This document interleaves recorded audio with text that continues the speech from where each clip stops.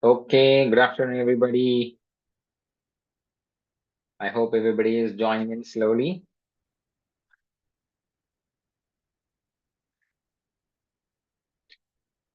We have great numbers coming up inside. Good afternoon, good afternoon. Yes, hello, everyone. Good morning, good afternoon. So, to wherever you are joining from,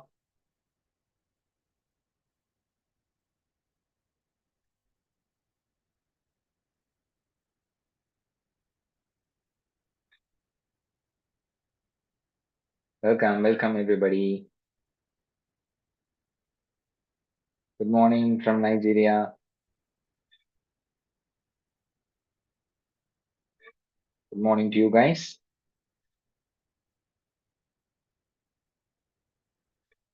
Yes, hello. Right.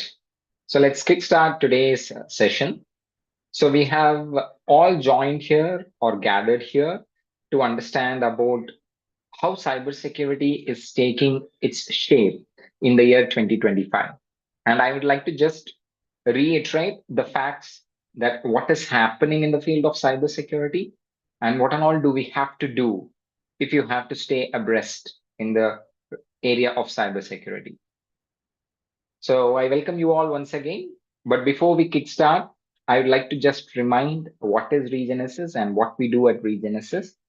So Regenesis is a big part where digital Regenesis, the one that you are currently a part of this webinar, is a small part out of the total leaf called Regenesis. So in Regenesis or at Regenesis, we have a variety of schools. We have law school, business school, finance school, and even talent acquiring groups, restaurants, and so on. And digital Regenesis is also part of Regenesis. So what we try to do at Regenesis is we follow a model called as the integrated leadership and management model, where via our teachings, we try to focus on any individual's aspect. So an individual can grow yourself with spirituality, with your emotional understanding of others, and with your IQ and also your personality development, right? So we have an array of courses which cater to the needs of all these various focus points, be it your SQ, EQ, IQ, and also PQ. So why do we have to concentrate on these metrics?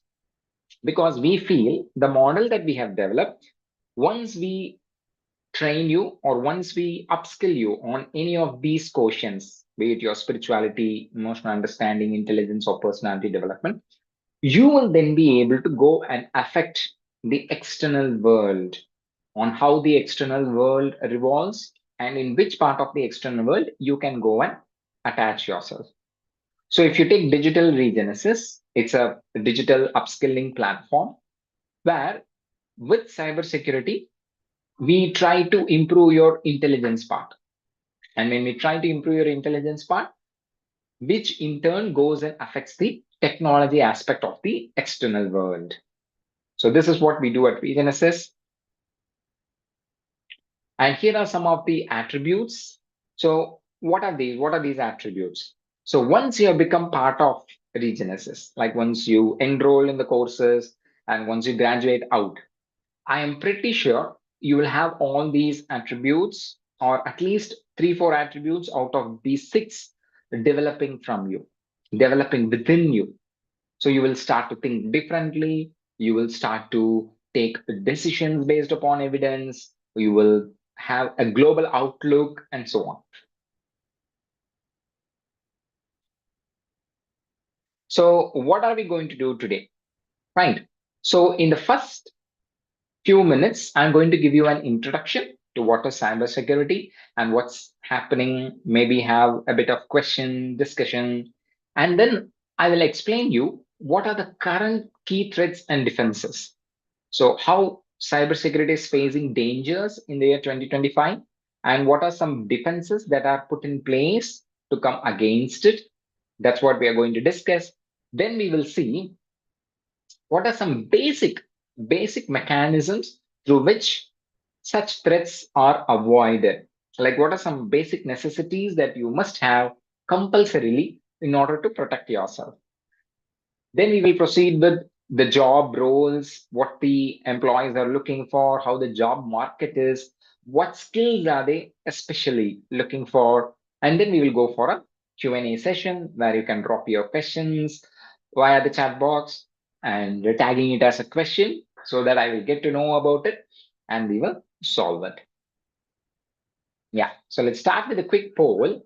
So you can drop it in the chat box. You can type it in the chat box. How many of you have ever been a victim of a cyber attack? So it could be some Facebook fraud, it could be some WhatsApp scam, it could be some email scam like phishing, anything. How many of you have ever been a victim of a cyber attack? So we have near around 100 participants, and we will see. Okay, I have me, I have, okay, let's see how many else. My work email was hacked. Yes, I have been. Never happened yet. Great. Me too. I was almost, but thank God I'm a bit smarter. Yes, we have to be a bit smarter. My Facebook was attacked. I'm a victim.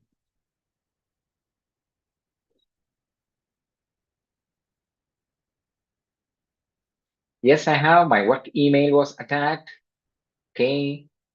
Kalakai says work email was attacked. Carrier says I have been a victim on Facebook. Right. So if you quickly see, most of the scams happen with our digital footprint, right? Either our email was hacked or either our social media account was hacked, be it our Facebook or be it our Instagram or any account, like maybe even WhatsApp. They might have sent you some files to download and they will ask, hey, install these files and so on. Right. So, like there is Paul Simon who was mentioned, I always apply two-step authentication. Yes, that's a very basic. So you get the point. At least in some point of time, we might have at least heard about our friends falling into cyber attack or we ourselves getting as a victim of a cyber attack. So it's not like just happening to something outside us. You don't say cybersecurity is a topic which should be only addressed by corporates or by mm, lobbyists or by environmentalists or by all these corporates or organizations. No, even a common day-to-day person like you and me gets affected due to this. So we need to understand what's happening also, maybe in the small scale and also in the large scale. So here I have identified 5 key threats that happen or that are happening in the year 2025, where these attacks or these threats have taken the center stage. Number one, AI powered phishing. So gone are the days where you expect somebody to send you an email and that email will have a fake link to one of your websites like your Facebook or Instagram, and they might ask you to reset your passwords and so on. So gone are those days. So what has happened is we are getting personal nowadays. Okay. Thanks to AI, attackers now craft personalized emails using data that they obtain from your social media accounts, your public sources, maybe your public pictures, photos, or maybe somewhere from anywhere that they could get data about you. They will collect those data and they will use it to create such personalized emails to you.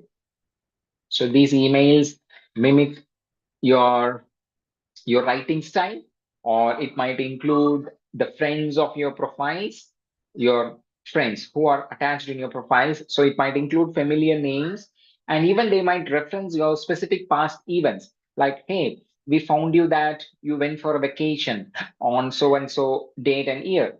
Here, we are a hotel chain, we are providing you such an offer. So click here and avail the offer so that you can book the same spot at a reduced cost. So things can happen like that, right? Everybody loves to travel. And who doesn't love a 20% or a 25% discount when you want to book a hotel with a nice discount, right? So AI phishing now even responds to replies in real time, like a real person. So yes, in the background, they will be just bots, like robots, software bots, but still they will give you a reply like a real human.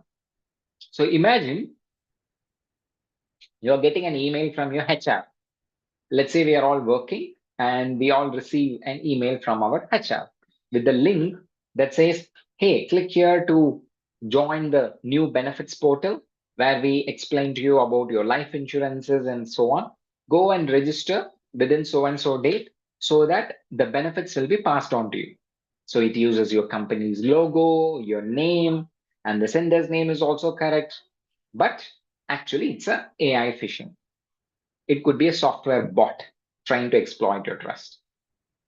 Okay. Likewise, the next threat that is already there looming around is the deep fake social engineering. So you all know what is social engineering?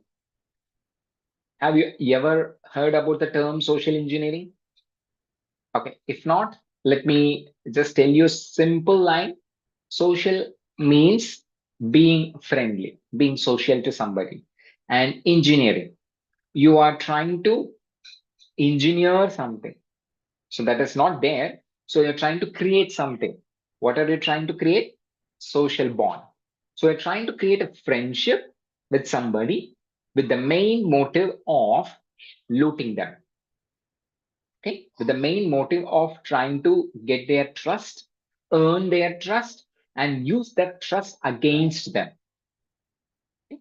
So maybe you become close friends with your target, and the target shares everything with you. So you also know the phone's PIN or the passcode, right? So what happens?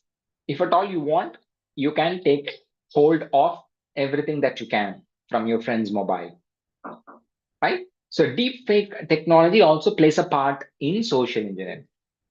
So by this time, I suppose everybody knows what is deepfake. So you can replace my face with Donald Trump or maybe any of the leaders like Vladimir Putin or any of the leaders' face to my face, and you can make them or you can make me look like them. So that is deepfake, right? So it allows attackers to clone real faces, voices, and create realistic videos. So social engineering and deepfake, if they join together, boom, it's a recipe for disaster. So in 2023, there was an incident where I think it was in Hong Kong. A bank in Hong Kong was tricked into transferring 35 million US dollars after their employees received a deepfake video call from what appeared to be their CEO, their chief executive officer. So it looks like the CEO called the people, like the employees, and told, hey, I'm in a bit of a hurry. So kindly transfer this much amount to my mobile number or to this particular ID. So expect more of this happening in the year 2025. So there are some cases, but this is a very high profile case that happened in 2023, and that gave out that was the beginning of these deep fake threats. The third point here is ransomware as a service. Ransomware, software. You know software, right? Ransomware means any software that can be used to held to hold something as a ransom. So the software might install in your system and it might lock all your files. It will encrypt all your files in your computer and it will not allow you to touch or open any file. You cannot open it because the file format will be changed. This is what you call it as ransomware. Using a software. So maybe somebody sends you a software, or maybe you clicked on something and it downloaded a software and the software ran. And when it ran, it could have locked all the files so that you can never open the files. Okay, that is what you call it as a ransomware. A software that can lock your files for ransom. So once your files are locked, you will get a small notification that says, hey, your files are now locked. You cannot retrieve it. If you want to retrieve it, you have to pay me this much amount of money. So to whom to pay, to whom to contact, everything will be given in the pop-up window. So when you're okay with it, when you go and pay against it, they will give you user manuals, they will give you help files, they will give you the software to unlock all your files. So they even give you customer support, right? So remember, anywhere where there is something wrong that is going on, and if you get a customer support to it, look how organized they would be. Okay? So that is ransomware as a service. Nowadays, there are platforms where you can go pay somebody and say, hey, I need this specific kind of ransomware. And once you pay them, they will give you the software with all the help manuals and everything. So using which you can learn about it and you can apply it to any of your targets. That is what you call ransomware as a service. And also then you have the number fourth threat, that is IoT vulnerabilities. Now, what is IoT? Internet of Things. Now, what is Internet of Things? Any device, any electronic device, if you connect it to internet and if you are able to control or monitor them via the internet, then that is what you call it as Internet of Things, IoT. Your smart TV, your smart refrigerator, your smart dishwasher, your smart fridge, your smart air conditioner, your smart washing machine, right? So all these devices nowadays, they are becoming smart. Smart in the sense they are given the option to go and connect to the internet and you can control them via the internet. So I can be in my office and maybe before leaving the office, I might have put all my clothes in my washing machine, but maybe I forgot to switch it on. I can sit at my office and I can open the app of the washing machine and then I can start the washing machine so that by the time I reach back home, everything is done and dusted. Okay. So there was this famous example.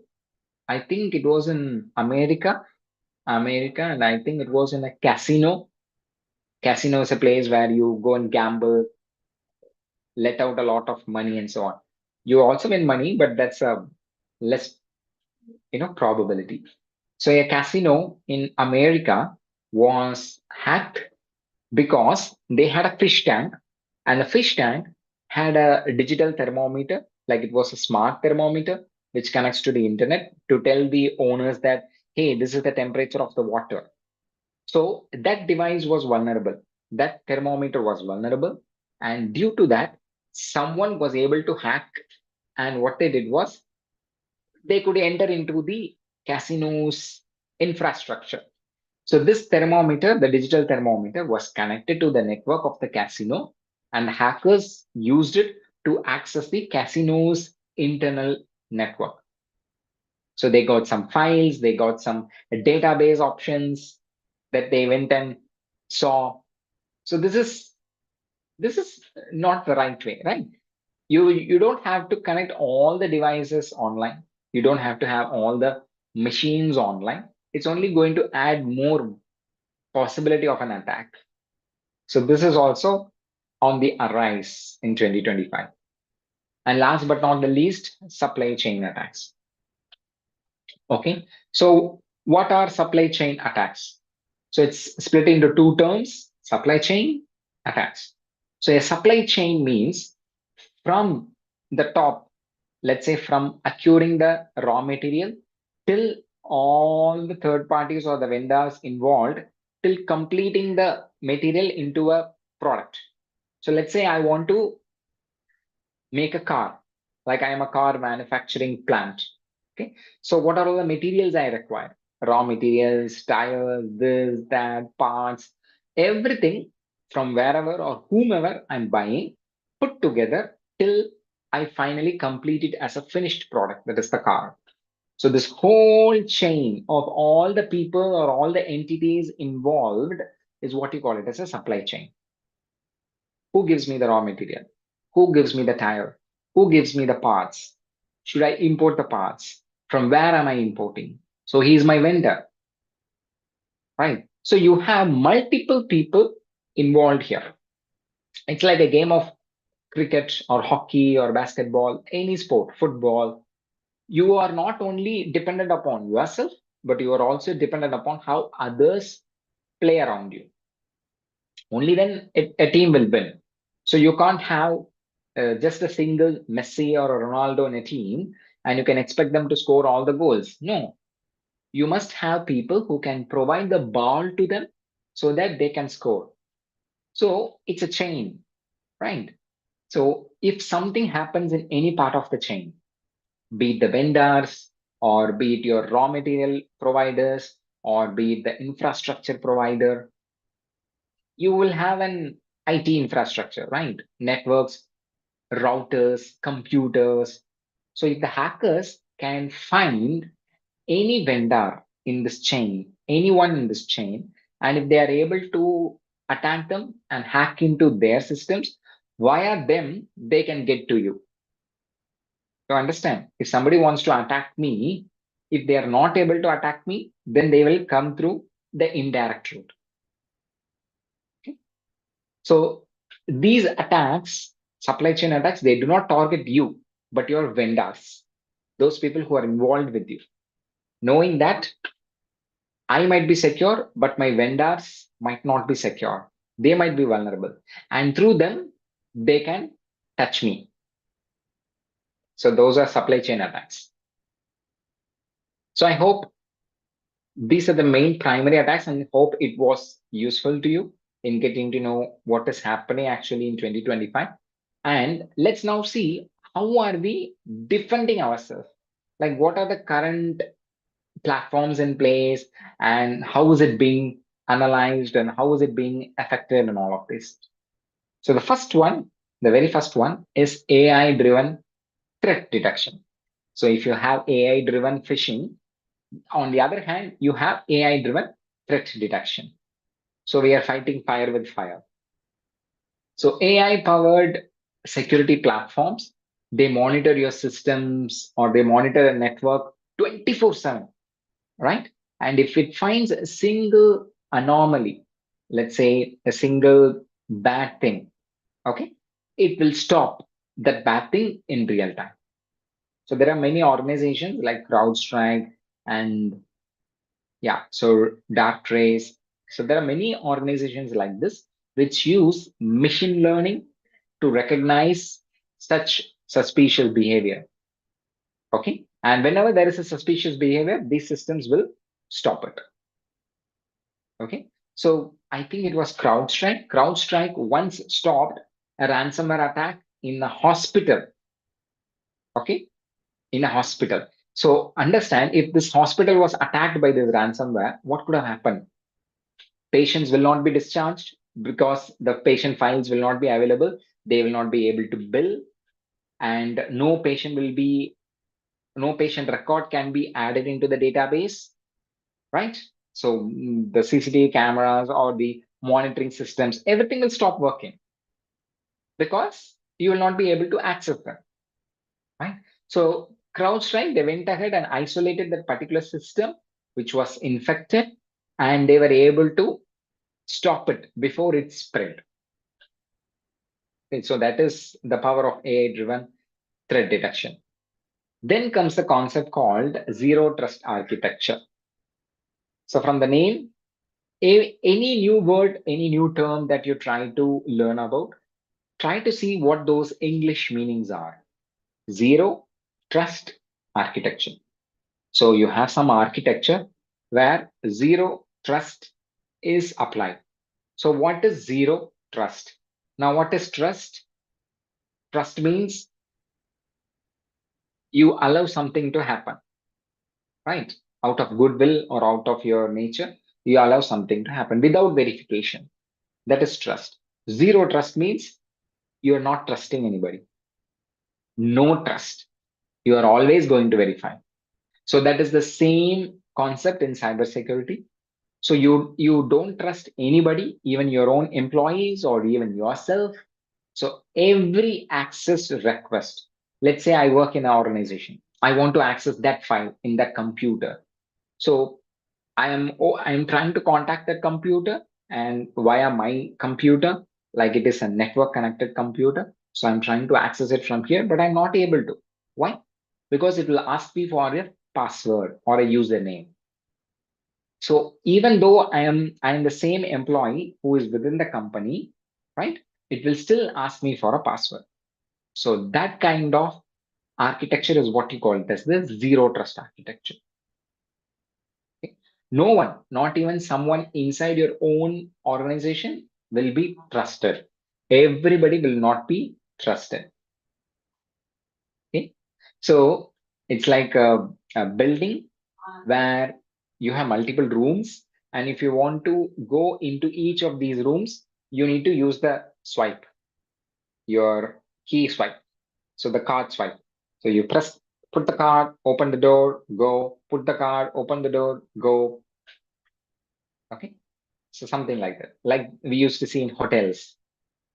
And then comes real-time behavioral analysis. So this is more like your first point, AI-driven threat detection.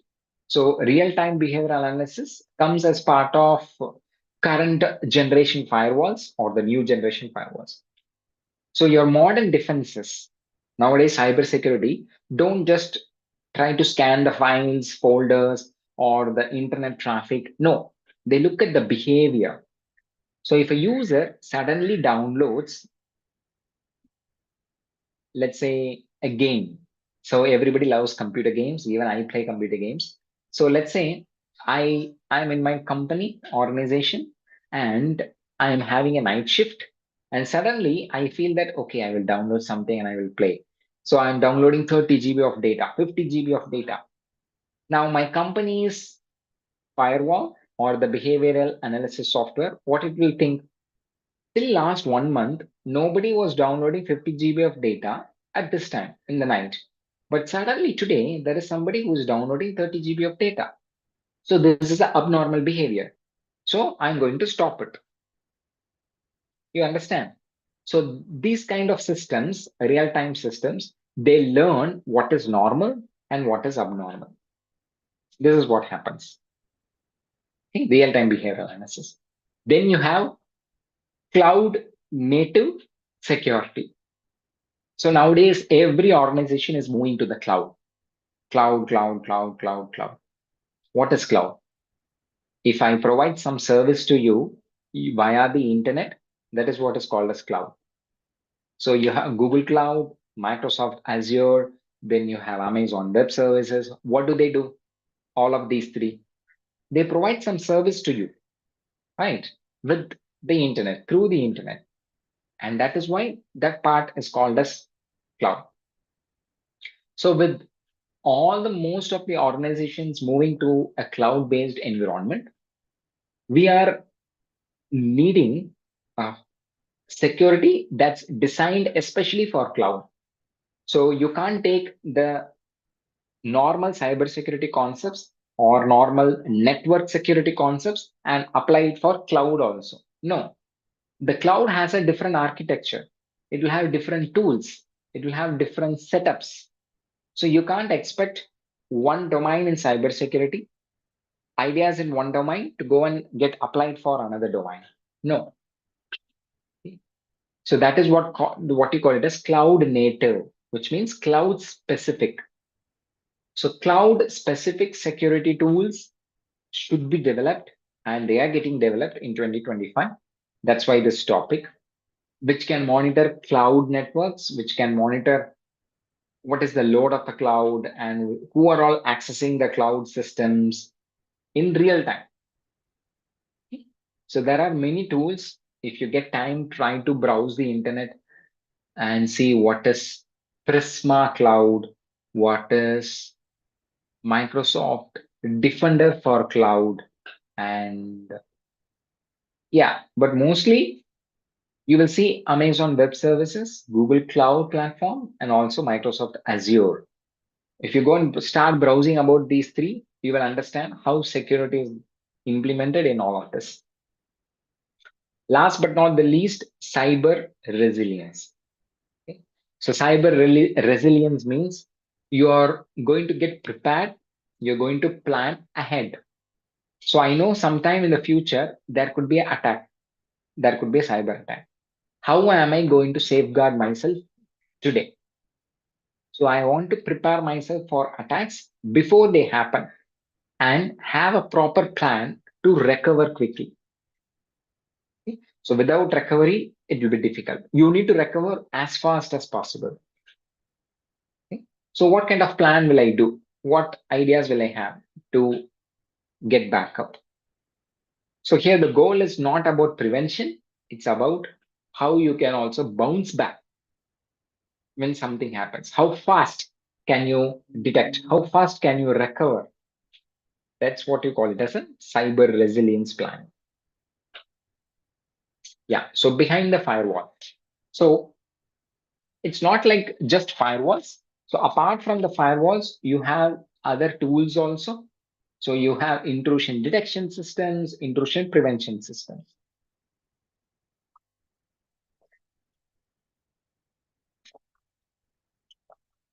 See, firewalls are rule-based tools. If you write a tool, if you write a rule, let's say 1 plus 1 equal to 2, the firewall will always allow only 1 plus 1 equal to 2 as the answer. If somebody says 1 plus 1 equal to 3, the firewall will not allow, because the firewall understands that, hey, I was told 1 plus 1 equal to 2. So you are saying 1 plus 1 equal to 3. So I will not allow you. Block. That's how firewalls work. But an IDS and an IPS is different. Think of the dog. Okay. We all love dogs. I hope everybody loves dogs here. So a dog is like the IDS IPS, intrusion detection and prevention. So the dog gets to mingle with you. It understands who is your family. And then later on, let's say a new stranger comes to your home. What does it do? It barks. It detects that somebody new is coming inside. It barks. So if the person tries to enter, the dog takes its stance like like a war mode, and then it tries to go and shout with showing its teeth, something like that. So what happens here? It tries to prevent. It's saying that, hey, I will be ready to even come and bite you if you dare to enter. So that's the prevention systems. This is what happens in real life. So likewise, even in cybersecurity, you have the basic firewalls. Then apart from the firewall, behind the firewall, like above the firewall, you have these intrusion detection or prevention systems. Again, these are softwares, not a dog. These are softwares. Then you have VPNs. We all connect to VPNs for accessing some websites which are normally not accessible. So let's say you can't access Google in China. So people use VPNs and then they go and access Google. So even the Great Firewall of China, like China has built a big firewall in the sense, a very sharp firewall, a very strategic firewall that can even detect VPN traffics, and it will not allow VPN data also. So yes, there are many, many advanced firewalls in this world. So VPNs and then also wireless security, Wi-Fi. How are you connecting to Wi-Fi? We all use a password and connect to Wi-Fi. So it says WPA1, WPA2, WPA3, encryption techniques. So it's not just the firewalls. Beyond the firewalls, you have IDS, IPS, VPNs, wireless security mechanisms, and a lot. Then you also have risk management. So if you are an organization or if I'm a company, I will assess my risks. So what are my risks? Okay, I have computers. These computers connect to the internet and they are all connected to the cloud. So in the cloud, we have multiple people coming and joining in the cloud. How am I going to give security to my cloud? So, okay, so this is a risk. This is a risk. So what problems can happen? Hackers can attack here. Hackers can attack here. What kind of loss will I get if hackers attack here? So I try to assess all of this and then I come with a backup plan. the business continuity plan. So if such dangers happen, how my business can continue to operate, right? How can I quickly recover? The same concept that we saw previously. And then compliance. So if I am a bank, I need to follow some compliance rules, right? Compliance means obeying. So I need to obey some rules of certain organizations which tell if you are a bank, you should follow these metrics, these benchmarks. So they will tell you what are the benchmarks you need to follow. And based upon those benchmarks only, you should execute. Your bank should execute the software policies, the computer policies, and so on. And then last but not the least, ethical hacking. So people call ethical hackers and they ask them to scan their computers, scan their organization and help, or they ask them to get help in finding any problems, anything that they might be able to stop before happening. So that is also there. Great. So what are some of the top cybersecurity roles? Right? So in 2025, what are some of the key roles that people are looking into? Or these are all some of the roles that you should also understand about. See, whenever you join a cybersecurity role, you will begin as an analyst, cybersecurity analyst or a junior analyst. Then there will be level one analyst, level two, level three. And once you cross that level three, maybe you become security consultant, and then you become security administrator, and so on. Okay, so security analyst is the very first step when you try to enter into cybersecurity. Or that's the most easiest job role you'll find. So as an analyst, what you need to do, simple. You will have the data. You need to monitor the data and you need to analyze the data and respond if there are any threats. That is what an analyst will do. So it's like you sit in front of the computer. You might have seen in movies like the Godzilla movies, Kong movies, where they show you a scientist who is leisurely sitting like this and he'll be sleeping or drowsy. And then suddenly there will be an alarm like beep, beep, beep, beep, beep.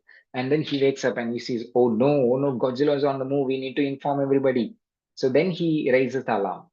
So this is what will happen with cybersecurity also.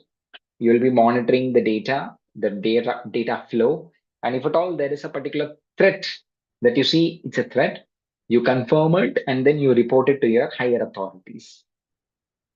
Then you have the security consultant. So he is a person who can guide an organization with policy creations. So he will say, hey, I examined your systems, these systems have these problems. So what I will recommend is you do this, you do that, this you change into this you change into that. So he will guide them after assessing their systems, he will say what is wrong, what you need to do. Okay, that is security consultant. Then you have security administrator, who is the responsible person. Like he's like the IT administrator, but more security oriented. So if any IT admin is here, you know what you do. You manage your firewalls, you manage your networks, right? But here, the additional role falls that is, he also has to maintain the security tools. Any security tool that you use it against your organization will be deployed by the administrator, security administrator. Then you have a very niche role called as a threat hunter. A threat hunter is a person who looks only for threats. So his job knowledge or his knowledge base is only looking for threats. So there could be multiple threats. Maybe the threat hunter is specialized with only maybe 10 threads or maybe 5 threads. So he will actively go, or he or she will actively go and look for only these 5, 10 threads. So they might not have extensive knowledge like an consultant or an administrator. So these are some of the top cybersecurity roles that are that are wanted actually. You have many roles, right? You have the system architect or the security architect, CISO, CISA, everything is there. But let's not go there. These are all some of the improving, or you can say high on the rise cybersecurity roles. Great. Now comes the question, what the employers look out for. What do they look inside you? So if I'm going to sit in an interview, what do they look out inside me, or what do they look out in me? Number one, you should have knowledge about cloud security. You should know what is Amazon Web Services or Microsoft Azure or Google Cloud Platform. You need to know how cloud works, and you need to understand how security is implemented in these cloud mechanisms. What are the various cloud based tools, or you can say the structure with which the cloud security works? That's the number one. Next up, you must have the knowledge of AI and ML in security. So gone are the days where you don't have any AI, you did not have AI, but nowadays we have AI everywhere. AI, right? One side you have ChatGPT 5, one side you have Grok coming up, one side you have Perplexity AI coming up, one side you have Grok is actually Elon Musk's Tesla's AI. So one side you have Google Gemini coming up, one side you have Copilot coming up. Everywhere it's AI. Everybody wants to have a piece of cake. So you also should understand how AI and ML works. You should have the basic knowledge, and you should try to see how AI agents are created. AI agents are nothing but software bots that can do a specific job for you, and that can also change its workflow. When you ask it to change a bit, it should be able to change. That is the difference between a normal chatbot or a software bot and an AI agent. Then the third point, soft skills, very, very important point. So you should definitely be very good with your communication, ethics, and also curiosity to learn. Curiosity to learn. So soft skills, like if you're a good communicator, if you're a good presenter, tick, right? You should know how to share your ideas. And then comes real world experience. So make sure you practice more of the labs, try to get internships online, try to join CTFs, capture the flag events, CTFs, right? So try to do all of this, try to gain experience. Once you gain such experience, you will be easily picked up. Okay. So have cloud security knowledge, have AI and ML knowledge, have good soft skills, and make sure you have real world experience. So if you can package this all together, then I think you will get a job easily. And that is where we at Regenesis try to focus upon on giving you the practical exposure and asking you to develop yourself and how you can improve yourself in the same field. Okay, so to give you a small summary, I would like to say this is my quote. I do not steal it from anybody else. Cybersecurity is not just an IT issue, so it's everybody's business. So you, me, organizations, shopkeepers, governments, everybody, right? And AI, as it is increasing, can be a threat also, but it can be used as a defense mechanism also. So AI is both a threat and also a defense tool. Then you need to always keep learning. You need to keep upskilling. You need to keep learning. You need to keep practicing. Cybersecurity is evolving fast. So it's growing at a very faster rate. You need to always learn, upskill. Only then you will be able to sustain in this particular area or domain. This is also one of my favorite quotes. So this is also mine. I did not steal it from anybody. Cybersecurity is not just a necessity, it's a responsibility. Don't ever think it's a necessity, right? So it's a responsibility from all of us. So that's all from my side. So what we can now do is we can take up some Q&A. So if you are having doubts, you can drop it in the chat box. I think there is a separate Q&A box. You can go and drop the Q&A box. I will come back to it and I will try to address. Yeah, so there is a separate Q&A box. I think you will receive a copy of the presentation slides. Don't worry.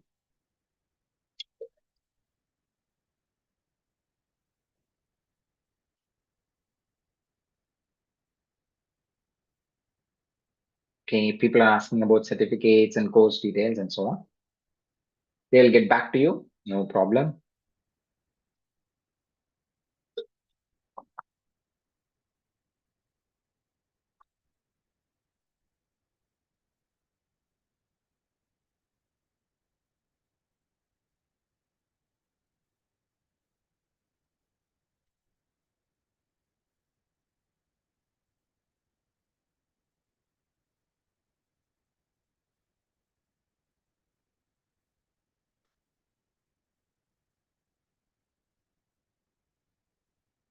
Okay, you can drop in your doubts in the Q&A box so that I'll be able to press.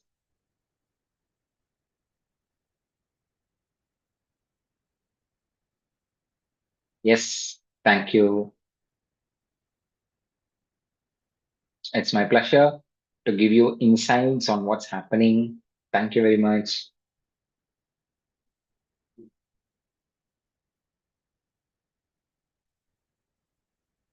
Yes, some questions. Can one get a course with you on this and a touch of AI with a certificate at the end of it? Yes, we do have a course. So stay in touch.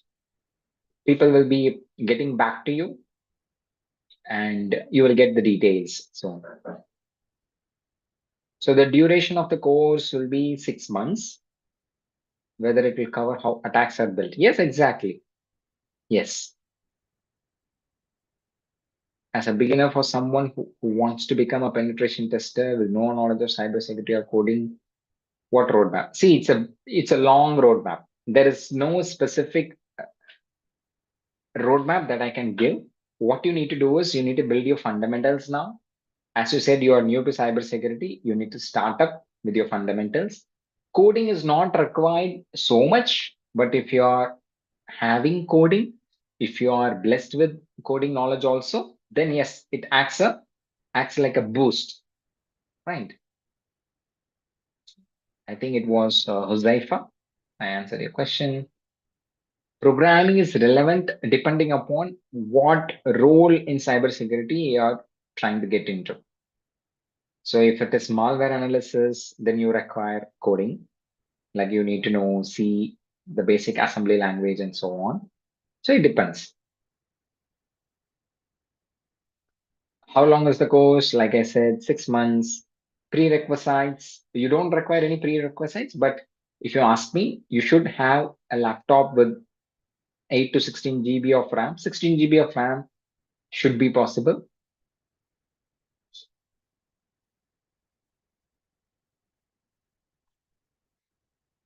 I think I answered the question of programming. You must know how to use the computers. That is the only qualification requirement you're required to do cybersecurity. And yes, maybe how computers work, if you are very well versed on how to use your computers, your laptops, and so on, good. Penetration testing is a separate job and domain. So cybersecurity is like this big umbrella, and penetration testing is a part of it. Not necessarily. You don't require programming for penetration testing or threat hunting.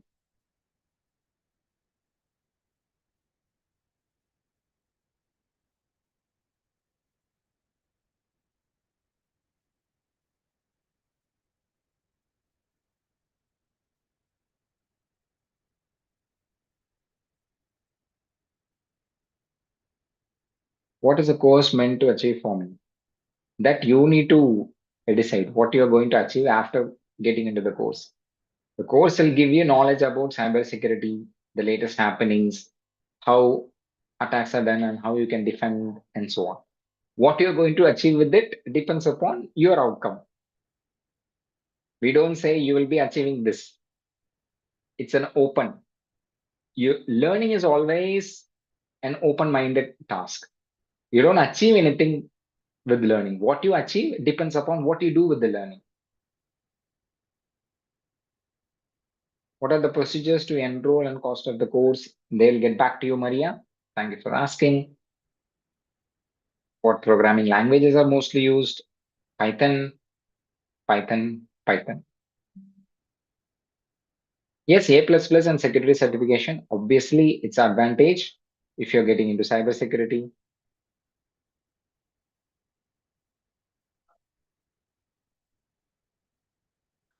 So nobody can trust you as a cybersecurity administrator, just like a beginner.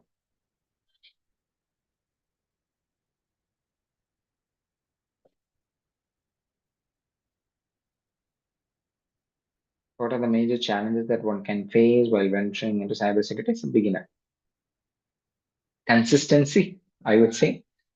If you are very consistent, it will take nearly 1 year at least to build the fundamentals and to understand what is what and what interests you. After that, you should focus on your interest domain because there are multiple domains in cybersecurity. Once you find what is interesting you, then you have to go ahead and start focusing only on that interesting domain.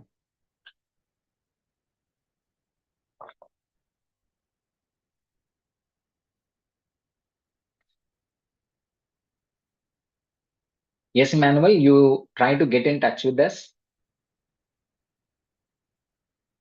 So we'll give you a topic. Yes, Moyo, if you're interested on getting more information about the courses offered, yes, please.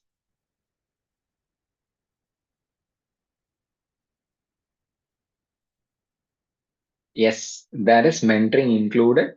So I'll be your mentor.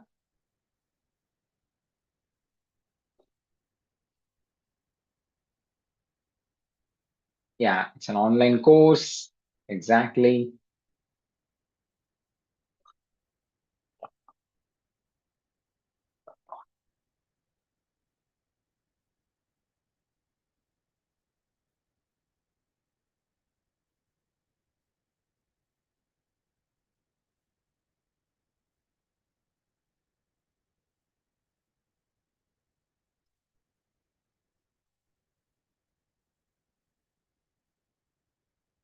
Yes, you guys can connect with us on LinkedIn also. We have the Digital Regions LinkedIn page. Connect there also and drop us. MacBooks are not okay for cybersecurity.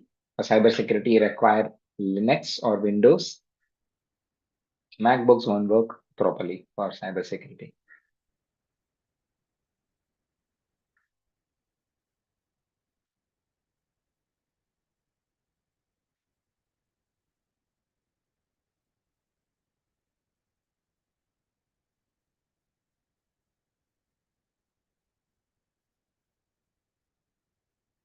Is the course sufficient for security fintech solutions? See, the course is a curriculum that caters to multiple people's need. So if you have any specific need, let's say you are working in a fintech organization, and if you want a specific curriculum or something, then contact us. We will try our best. But I wouldn't say this course will exactly fit the fintech solutions. This will exactly fit only the penetration testers. This course will fit only the threat hunters. No.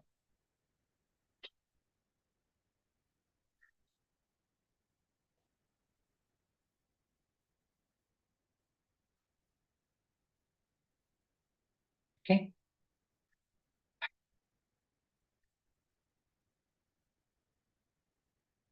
How many hours per week? Mostly we have two, four, mostly 5 hours per week. 4 hours is standard. Maybe here and there, 15 minutes. So mostly 5 hours per week. Yes, the courses are live.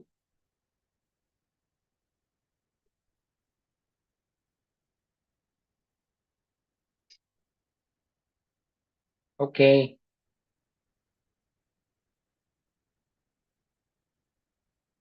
So depending upon the cost, the timings and everything, they will contact you.